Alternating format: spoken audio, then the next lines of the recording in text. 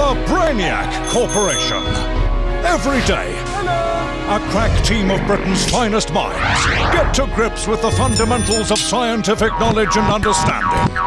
Welcome. So step inside, but prepare yourself for a bumpy ride as we embark on the worst excesses that are Brainiac Science Abuse.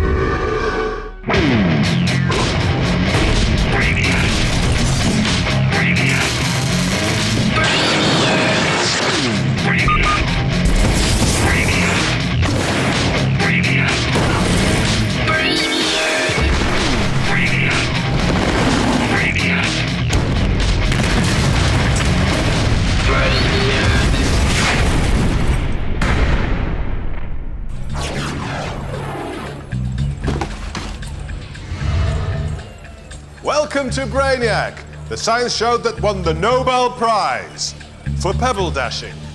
The big science tonight. Can rocket power power a pram? Blast off! What's the best alternative painkiller? And will another star escape in Stars in Their Caravans? But first... 7 stories is a long way for a person to fall, say from a city centre hotel or a modernised ex-local authority flat. But if it were to happen, what would be the best thing for you to land on at the bottom and cushion your fall? In Hollywood, there's always something to break the fall, so we're testing the 4 most popular catching devices. We'll drop 4 melon-headed humanoids, they're the ones in the white, from the height of a 7-story building, then compare the damage to find out what makes the softest landing. This gazebo came from the outside of an exclusive New York apartment block, possibly owned by Donald Trump, I don't know. But can it save the life of our man up there?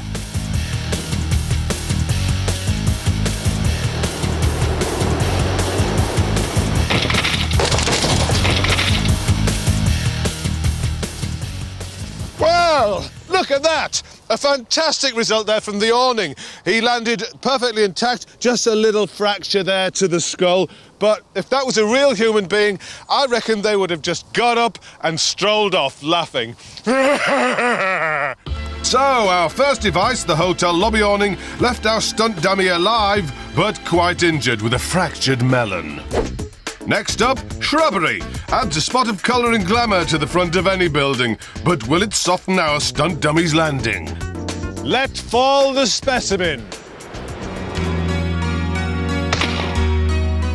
Oh, what a calamity. The problem here is that the hedge is too small. One saving grace is at least it hid the gore from the neighbours. So, unfortunately, shrubbery fails to qualify. Next, a big pile of freshly soiled hotel laundry.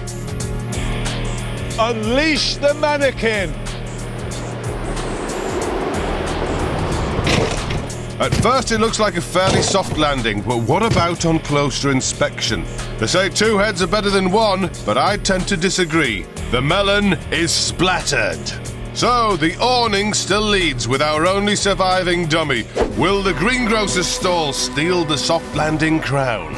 A fruit stall, reputedly the very one from Albert Square, with fruit at very reasonable prices. But will it afford a reasonable landing for our falling man? Release the subject!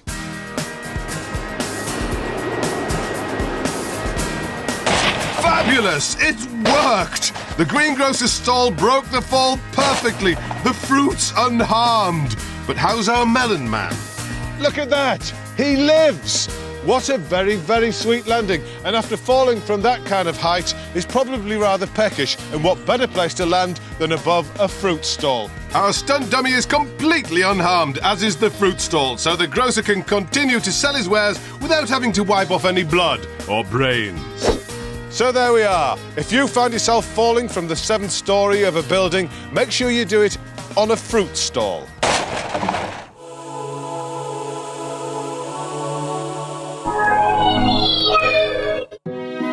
At the the end of a grueling day abusing science, our Brainiac indulges in a warm bowl of his most favoritist thing in the whole world, custard. And each night as he drifts off, his tiny subconscious mind transports him to a magical world. A world of custard dreams. At the heart of his fantasy is a pool filled to the brim with custard. Brainiac knows that if he slaps the surface hard enough, he can awaken the custard's non-Newtonian properties and do all sorts of miraculous stuff on its surface. But some things, like pogoing, are impossible. So what will the Brainiac dream about tonight? One-legged locomotion, known the world over as hopping. So this is it. One Brainiac against one pool of yellow stuff. Will he be able to hop across the custard? Feel the non-Newtonian force, young Brainiac.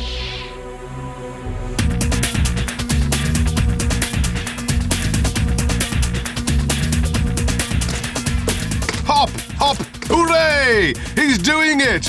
A slight stumble at the end, but nobody can take it away from him. He's possibly the only man in history to have hopped on custard.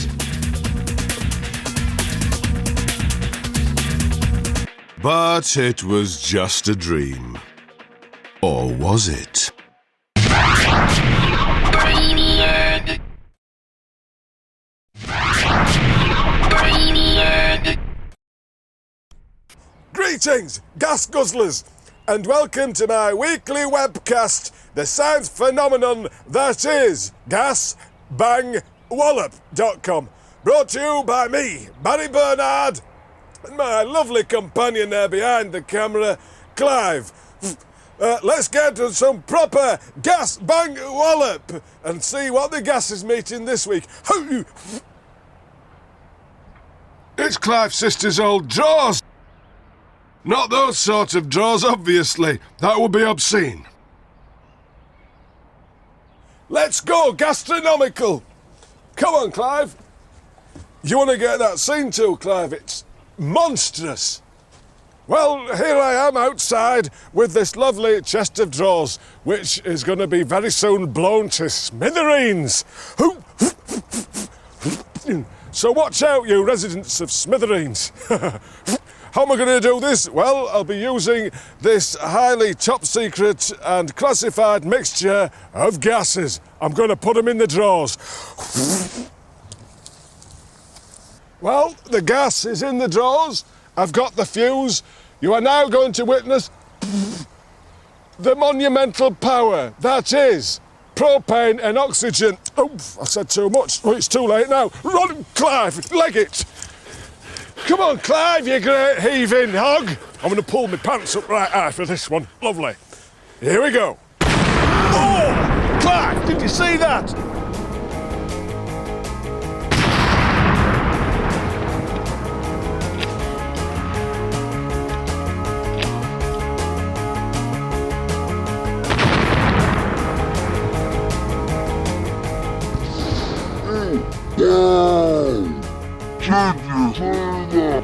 Well, they say you're a lucky man if you've witnessed the glory of gas.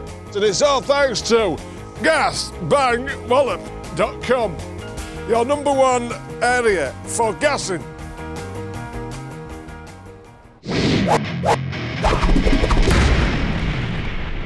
Dear John, there's this German bloke down the pub who never laughs at my jokes. So my question is, do British jokes work in German or not? Regards, Colin Crabtree from Rotherham. Well, Colin, funny you should ask that. Or is it? Let's find out. We all know that British humour is the best in the world because we invented comedy and then exported it around the globe. Willkommen. Herzlich willkommen. But does it transcend the language barrier? I've asked some Germans to help me find out. I'm going to tell them my 3 best jokes in German, and then they'll mark them out of 5. That's 5. Jokes come in different categories, so let's start with one based on wordplay and see how it works in translation with my German focus group. Okay. Kennen Sie denn, wo zwei Typen wegen Trinken von Batteriesware und Essen von Feuerwerkskörpern festgenommen werden? Einer wurde geladen und den anderen haben sie gehen lassen. Oh, come on, I've heard worst. Everyone's given it 1 out of 5. That joke failed because of the biggest difference between our two languages. German uses a lot of compound structures, where separate words are condensed into just one. It's very economical, efficient even, but it stifles the comedy of the double meanings that the British are so fond of. Time to try an absurd joke. Surely something by the late great Tommy Cooper will get a laugh. Okay. Neulich abends im Auto hat mich ein Polizist angehalten. Klopfte an die Scheibe und sagte, würden Sie bitte in diese Tüte blasen, mein Herr? Ich sagte, wozu, Herr Polizeibeamter? Sagte, meine Pommes sind zu heiß. Oh dear, that hasn't gone down too well either. They've only given it 3 1s and a 2. So joke 2 failed as well. It seems that absurdity just doesn't translate into German. Right, it's my last chance to make the Germans laugh. Time to bring out the big guns. Okay, was ist der Unterschied zwischen einem Verkehrsunfall, in dem ein Igel verwickelt ist, oder einem Unfall, in dem ein Franzose verwickelt ist? Die Bremsspuren bei dem Igel sind davor. Hey! At last! My final joke has worked! And this time, it's the Germans who have the last laugh. Well, joke 3 definitely works. It seems that poking fun at the French is as funny in Germany as it is in Britain. So there you go, Colin Crabtree from Rotherham. We've come to an understanding about which British jokes work best in German. And the answer? Well, we all like poking fun at other people. Except the Germans, of course.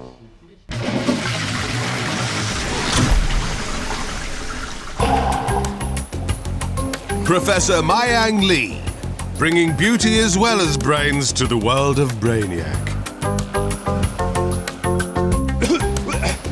The prof has been continuing her fine work in the field of fluid dynamics, finding out which objects disappear down the toilet when she flushes. So, what's inside Mayang Lee's clam this week? An audio cassette, rarely found anywhere these days thanks to the new downloadable vinyl format. How will it fare at the bottom of Mayang's toilet with 20 litres of water cascading down upon it? Will it flush or float?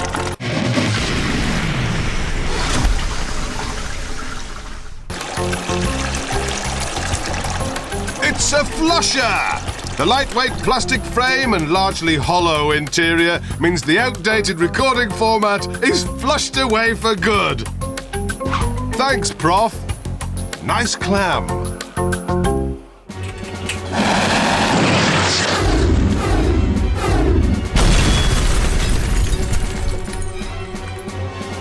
In a galaxy far, far away, just off the M25, lies the Brainiac Space Center.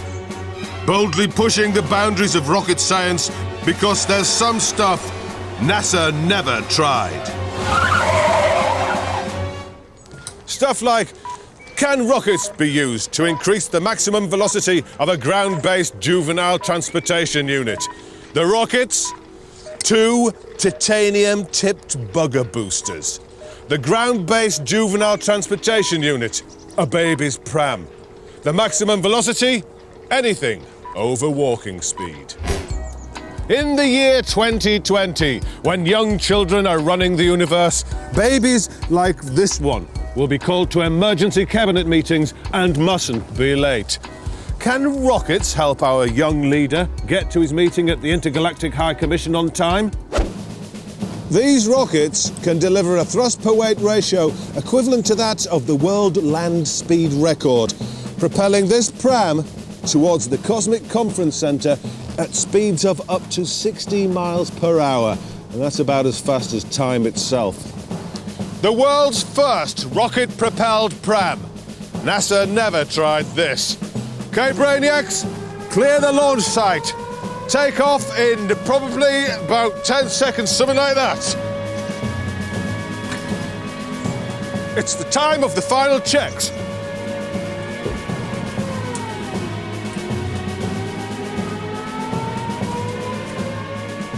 Countdown in T-minus 10 seconds. 9, 8, 7, 6, 5, 4, 3 men, 2 men, 1 man, and he's done! Blast off!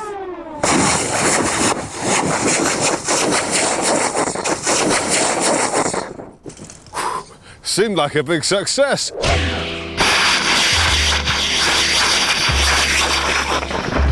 The infant's mother was unable to hold on to the rocket-powered pram as it accelerated off into the distance and beyond. I expect the baby might want changing after that. I certainly do.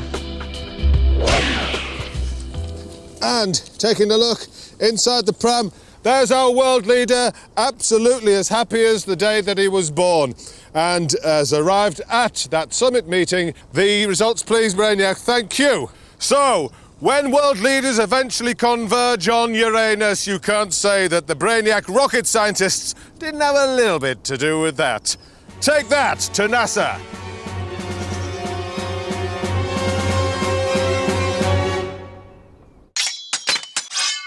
The owl.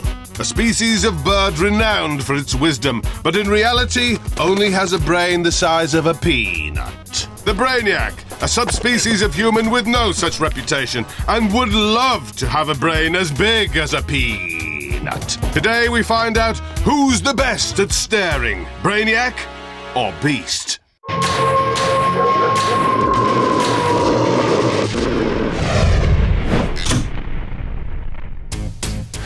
The owl. 2 eyes, 6 eyelids, favourite food, rodents. The Brainiac.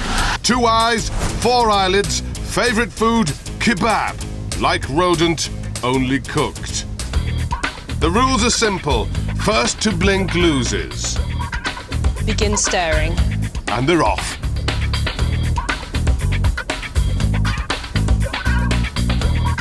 Barn owls are nocturnal and only blink around 3 times per minute. Brainiacs are technically humans and therefore diurnal, or daytime creatures, who blink much more often, around 10 times per minute. Brainiac, clearly struggling, but Owl looks cool, calm and collected. Blinking keeps the surface of the eye moist, so Brainiac's eyes are drying out, the irritation triggering his blink reflex. Oh, and he's gone! Oh. It seems even Brainiac, with his naturally vacant stare, can't outstare an owl. The winner of this week's Brainiac vs. Beast is Beast.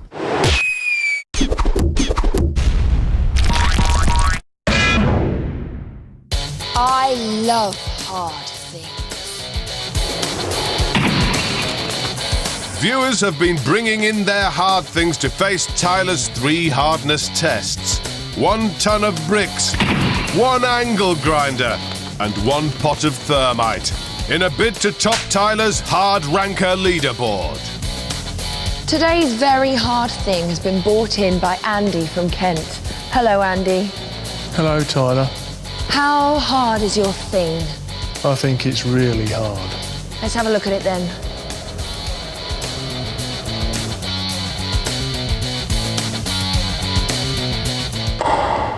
Yeah, it looks pretty hard. What is it? It's my concrete ornament.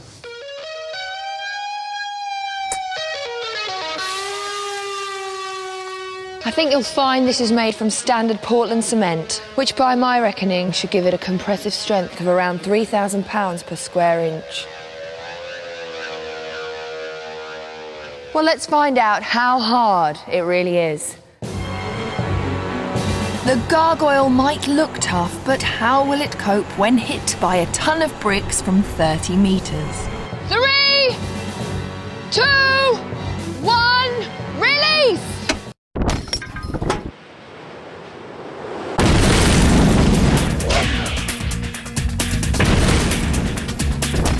The gargoyle vanishes under the barrage of bricks. Its shattered remains are uncovered, giving it a pathetic hardness rating of 1 out of 10.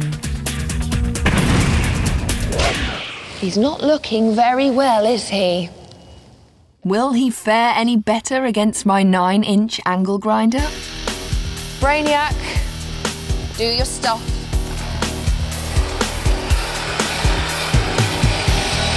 The gargoyle offers only modest resistance, giving it a rather average abrasion rating of 5 out of 10. It's almost cruel to put him through this next test.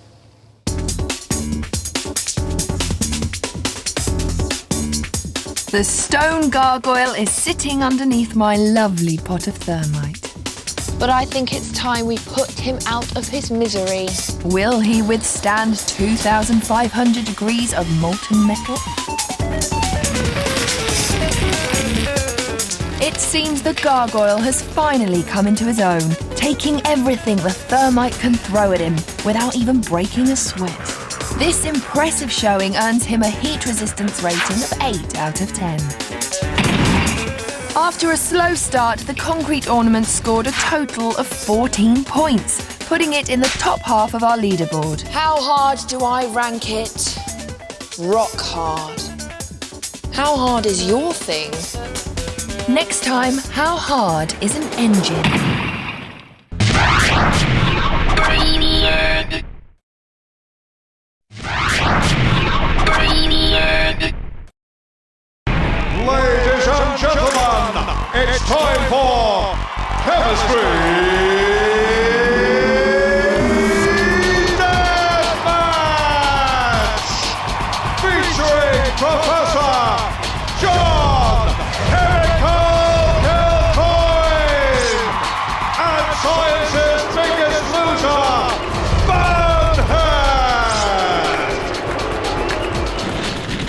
Last time, Bunhead Sparks levelled the scores at 4-all. But now, who can produce the best coloured drink? Gentlemen, I want a good, clean fight. Now turn to your coolers and prepare your chemicals.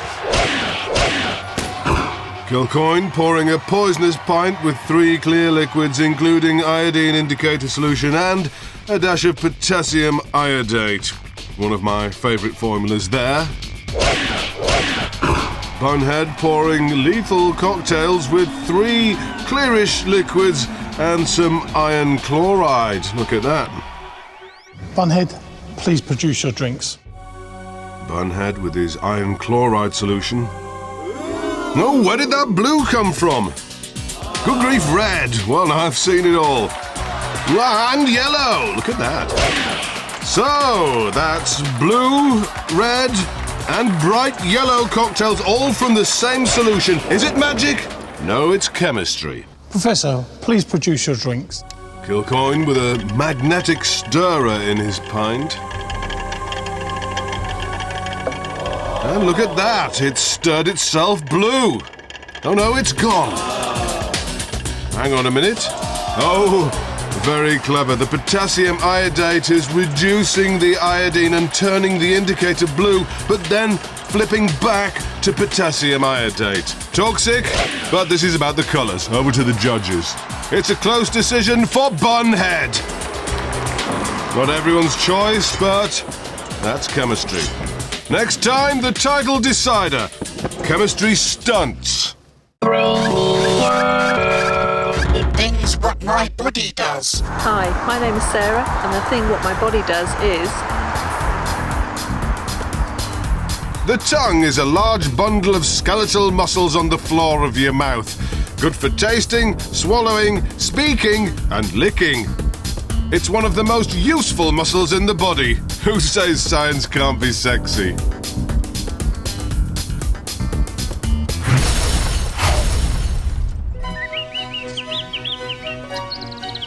Whenever news of global environmental catastrophe reaches the Brainiacs, they call on the only man who knows what to do.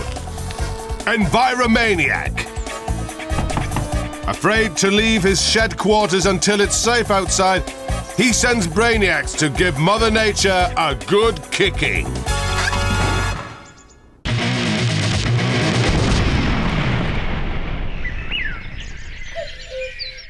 When climate change brings the ice age and temperatures plummet, where do we look for answers on how to keep our bodies warm? The past? The present? The future? Inspired by our cave-dwelling ancestors, one Brainiac will be draped in animal furs, sheep's wool, human hair, and goose's feathers. Will this keep the chill at bay, assuming he doesn't suffocate first? The man of today doesn't believe the doom merchants, and so his only provision for a 1,000-year winter is the application of 10-year-old heat rub from when he played netball at school. Our third Brainiac looks to the future. Electrical goods give off heat, so we've laden him with pieces of battery-operated equipment.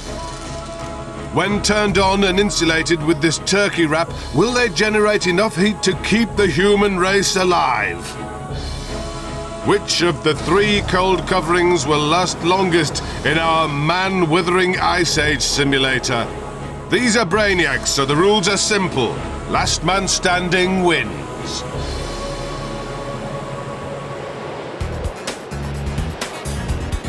Filled with the scent of sport, a small amount of heat rub is known to stimulate nerve receptors in the skin, creating a warm feeling and relieving aches, pains, and strains.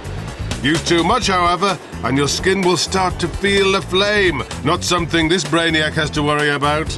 A byproduct of chemical energy converted into electrical energy, the heat generated from these appliances should keep humankind going longer, but those fitted with pacemakers should think twice. The extreme cold has become too much, and the man of today is history. Heat Rub has had enough, leaving Furboy and C3P, oh no, to battle it out. Fresh wool from a sheep contains a high level of grease as well as dirt, dead skin, sweat residue, and vegetable matter, much like a Brainiac's own body hair. Domestic batteries perform poorly in sub-zero temperatures, and the laptop's already powered down. No such problems for the goose feathers used in duvets to trap heat. They should be doing the trick here. And now the keyboard's packing up for Electro Man. Hard to tell, but still no adverse reaction from Neanderthal. And finally, it's so long to the Cylon who's had enough. So when the Ice Age comes, and it very well may, Neanderthal is the way to go. Good news for humankind, bad news for sheep and geese. And that's a result well worth putting on ice until needed. Environmaniac, working hard to protect the environment.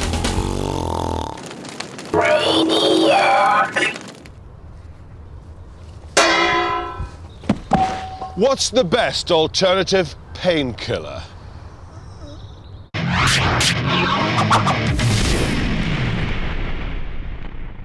Down at the lab, 5 Brainiacs are ready to find the best natural pain reliever.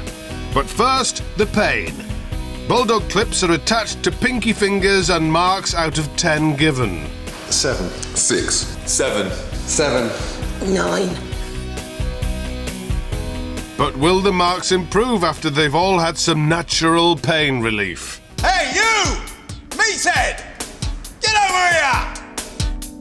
Push it! The secret of natural pain relief is endorphins, chemicals released by the brain to numb the pain of serious injury. They're produced during strenuous exercise, and the sensation is known as the runner's high. And back down again! As you can see, he's looking happier already. Hello, good evening. They say laughter is the best medicine, so this Brainiac is being treated to some stand-up comedy. Are there any Germans here? Of course, it has to be funny. The reason I ask is... But fortunately, fake laughter works just as well. Laugh. Chocolate contains theobromine, potentially lethal to dogs. In Brainiacs and humans, it stimulates the production of serotonin, increasing feelings of pleasure. The pain from eating chilies boosts endorphins, and this Brainiac is eating the hottest chili in the world, the Dorset Naga, shipped all the way from Dorset. Acupuncture is believed to produce endorphins by the activation of mystical pathways or meridians within the body. An alternative view is that being stuck with needles hurts. After 30 minutes, our Brainiacs should be suitably anaesthetised. Go on, get out of here! Go on! The bulldog clips are reapplied and it's time to see which technique can reduce pain the most. First up, laughing Brainiac. 5. That's a pain reduction of 2 points. 4. Another reduction of 2 for the chocolate-eating Brainiac. Chili Brainiac next. 2. And a whopping 5-point pain reduction. 3. That's 4 less for exercise Brainiac. And finally, acupuncture Brainiac, who started with a massive pain rating of 9. 8. Just 1 less then. The winner and best natural painkiller is chili. So, there you have it. The best natural painkiller is a painful chili. No one said it'd be easy.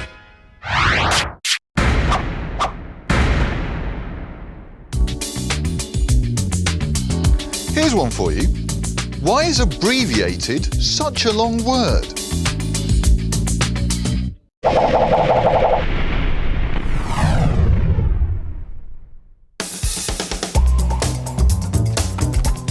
In the Brainiac slow motion facility, a small team are devoted to the remarkable line of research we call things, but very slowly.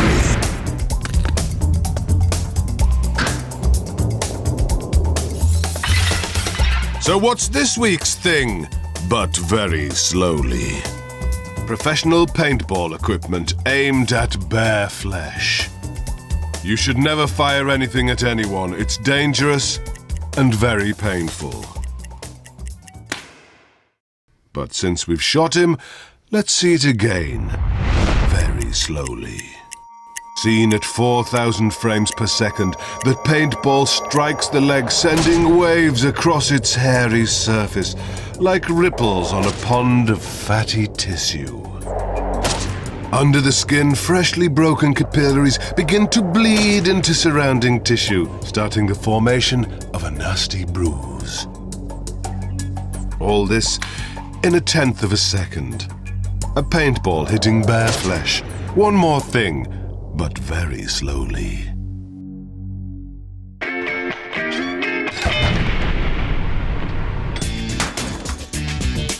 Hey, you! Stop!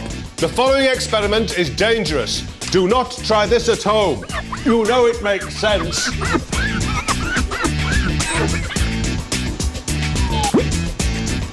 What happens if you put some fluorescent light bulbs in a big microwave? Just pop it on full power and get out of there as fast as your legs will carry you.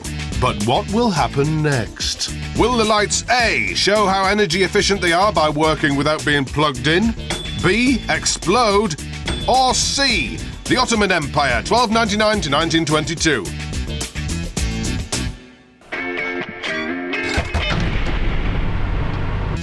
The correct answer is A. The bulbs work even though they're not plugged in. The microwaves excite gas molecules inside the tubes, resulting in a plasma that causes the phosphor coating to fluoresce. This effect can be used to check for leaky microwave ovens. Wave a fluorescent bulb around outside your oven. If it glows, get a new oven. We do these experiments so you don't have to. Do not try this at home.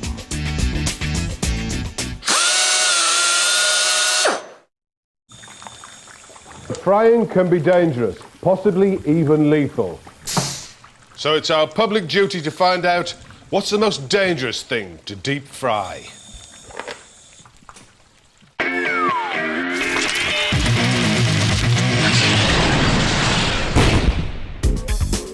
It's a typical British summer's day for the Brainiac's barbecue. All that's missing is the rain. How their simple joy could be ruined. If only they knew the dangers of deep frying that a fry-up can be. Obviously, do not try this at home. We've got ourselves a professional fat fryer, and here he is, heating 20 litres of oil to 150 degrees centigrade. Time for our first victim. Everyone knows your hair's gonna look just right for a barbecue, so What would happen if your auntie's bouffant fixer was carelessly left on top of a deep fat fryer? And a scientist with a piece of string came along. The overuse of hairspray can seriously damage your hair. This could seriously damage your head. Could anything be more dangerous than hairspray? These Brainiacs are so stupid they've brought petrol to a barbecue. That's gonna be dangerous. Is unleaded low-sulfur petrol really better for the environment? Methinks not. That's very dangerous. When petrol with a flash point of -40 degrees centigrade meets an oil of 200 degrees, you're gonna need more than a damp tea towel to put it out. But what about the refreshments? Ah, some cans of fizzy pop. Look, the sun! The only type of six-pack a Brainiac is ever likely to have. We know that when you shake them, they fizz. But if you deep fry them... well, you can see why it's called pop. Like most gases, the CO2 fizz expands when heated, blowing the cans asunder and making them hazardous. But where are my manners? What about an aperitif? Will the bottle of brandy booze begin to go bang at the Brainiac barbecue? The name brandy is derived from the Dutch brandewijn, meaning burnt wine. Well, let's see. Ooh, that wine's pretty burnt. It must be brandy. This distilled wine's 40% ethyl alcohol content, bringing a certain flambe to the proceedings. Well, there you go. Our extensive tests show that pretty much anything you throw into a deep fat fryer can be dangerous. But the most dangerous is petrol.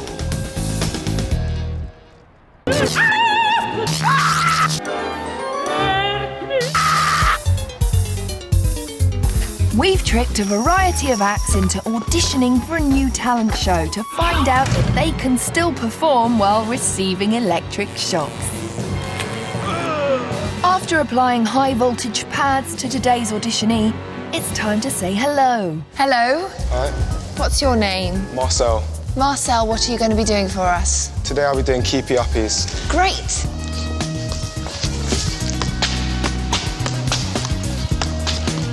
I haven't seen a man keep it up as impressively as that for a long time. But can he do it when he's being given electric shocks? Whoa! Apparently not. The shocks are causing involuntary convulsions in his legs, which leave him completely unable to display his finely honed skills. Keepy uppies. Another act you can't perform while being shocked with electricity. Thank you very much, Marcel. Thank you. Goodbye. See you.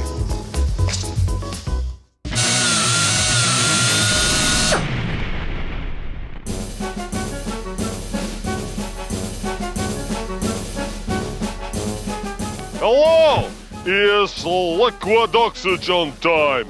Today it is ooh la la, ladies' garments. Ursula, my love, please bring me those ladies' garments. Here comes my beautiful Ursula with her contaminated Sunday best. It must be destroyed. Please give me the hat. Oh, my sweet. So sad it has to go. See what happens now when I burn Ursula's Sunday best with ordinary oxygen and air. It smolders like damp beanbag. Now I apply liquid oxygen. See now, ignition. Liquid oxygen make ladies' garment burn so ferocious they disappear quicker than ketchup drain pipe. Liquid oxygen has burnt off all of Ursula's clothes, rendering her completely starkers. Honk honk, Benny Hill TV show. Liquid oxygen, it's a miracle! Brainiac. Brainiac. 47-second science. Big science questions answered in bite-sized chunks. This week, how many pints can you carry in one go? You're at the bar, your mates are at their table. It's your round and there are no trays. 3 is easy, but that requires the effort of multiple journeys, not the Brainiac style. By cuddling the glasses in what's known as the beer hug, he can carry up to 7 pints. And even 10 is possible by employing the double eagle's claw technique. But unfortunately, your fingers will enter other people's drinks, which may not be to their liking. To carry more, the Brainiac must find another way to support the full pints, as his hands and fingers can't provide enough pressure to prevent the heavy glasses from falling. And that's where his clothing comes in handy, in what he's decided to call the shirt lift. He employs a beer hug with extra support underneath, courtesy of his t-shirt. A gut-busting 12 pints delivered in one go. But it seems that any more will end in failure. 47-second science. Big science questions answered in pint-sized chunks.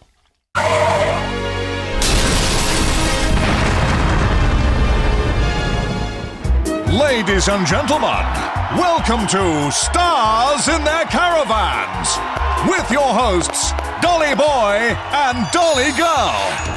We trapped 10 desperate celebrities in shabby caravans. Only Abby Titmus and Keeley Hazel remain, hoping to earn their freedom when their name is selected and their caravan destroyed. It's week 9, and Keeley Hazel's knitting is coming along a treat.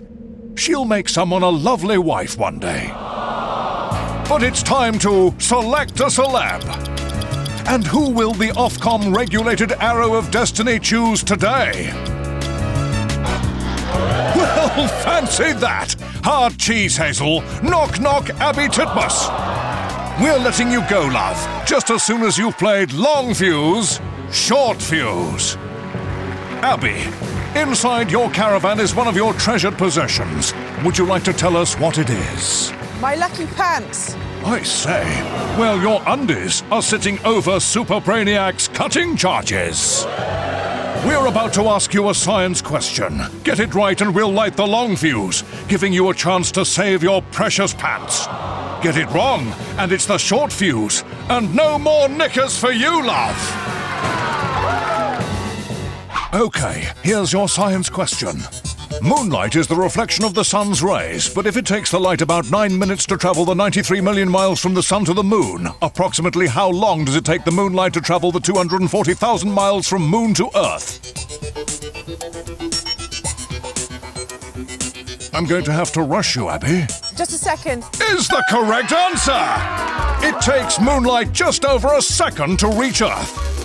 Better hurry, girl, because the long fuse is already lit. Plucky Abby is going back for her knickers.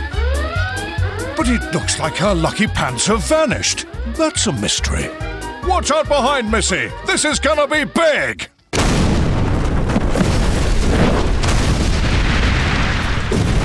Cutting charges are used to detonate nuclear weapons, penetrate armor, and demolish obsolete structures. Handy when you've got a manky old caravan that needs a good kicking. Well done, Abby. Unlike Keeley Hazel, you're free to go. And don't worry about the pants. I'm sure they'll turn up somewhere. Thanks, Brainiac. The pleasure's all ours. Thank you for playing Stars in Their Caravans. What a sweet girl.